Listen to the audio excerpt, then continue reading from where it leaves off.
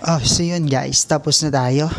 At uwi na tayo. I-off na lang natin yun. Palabas na tayo ng ating office para naman tayo ay ma-ready na. So yun, palabas na tayo sa ating office para makauwi na ng bahay dahil alas 5 na. So bago tayo makarating, kailangan pa natin sumakay ng elevator pababa. Gusto ko sanang pumunta doon sa kabila kasi may mga magaganda rin doon mga view na pwedeng ipakita. Pero marami naman nakakaalam, especially yung mga nandito sa tawag doon, sa West Bay. But anyway, palabas na tayo ng building para makauwi na rin. Yun nga, ito ay connected na rin sa may metro dito sa may DKCC kung saan ako sasakay ng metro para mabilis kasi nga pwede rin namang mag-Uber pero naku po, wag na, mahal yon.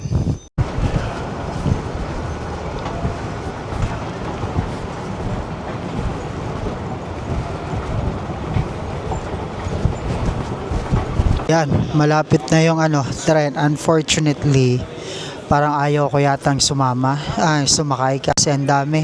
Punuan kasi yan. So, yung susunod yan, medyo konti na lang sasakay. Makikita niyo naman kung gaano karami yung mga sasakay dyan. Oh, diba?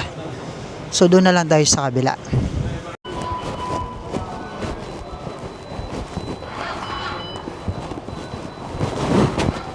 So ayun, nakalabas na tayo mismo sa metro station. Ayan, nakikita niyo naman sa aking likuran.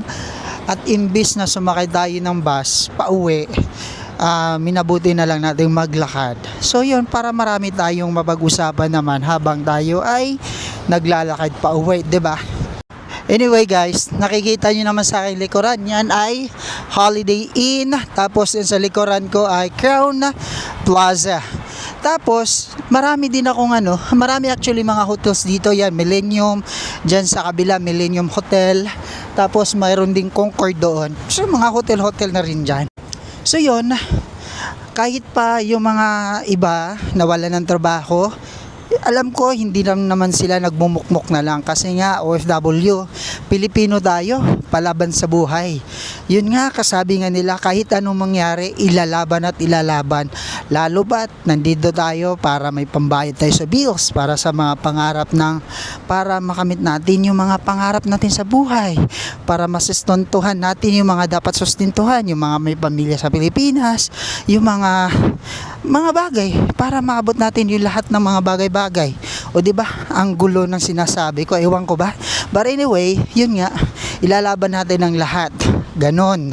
So anyway guys, maraming salamat na lang. Kung siguro nagustuhan nyo yung aking video ngayon, marahil ay paki-like and subscribe na lang din. At saka kung may mga katanungan kayo, huwag nyo kalimutan magtanong na lang, and I'm willing to answer every questions na gusto nyo itanong. So yun lang, hanggang dito na lang, sa muli.